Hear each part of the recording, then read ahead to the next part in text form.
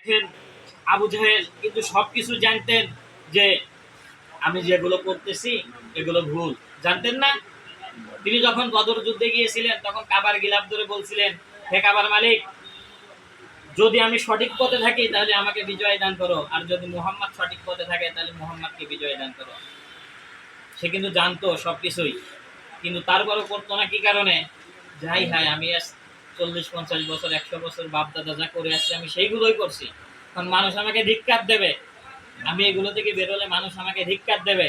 কারণ আমাদের সমাজে আবু জাহেল মানুষগুলো বেশি। আমাদেরকে তাদের দ্বার প্রান্তে যেতে হবে, তাদের কাছে যেতে হবে, তাদেরকে কোরআনের আইনকে বোঝাতে হবে যে কোরআন আসলে কি। মূলত আমরা অনেকেই ভয় পাই যে হয় কোরআন আমাদেরকে রাস্তায় বের হতে দেবে না, আসলে মূলত এমনটা নাই। এখানে অনেকেই যুবক ভাইরা আছে, এরা অনেকেই ইতিহাস জানে। আপনি ইতিহাসের দিকে একটু যান, পিছনের দিকে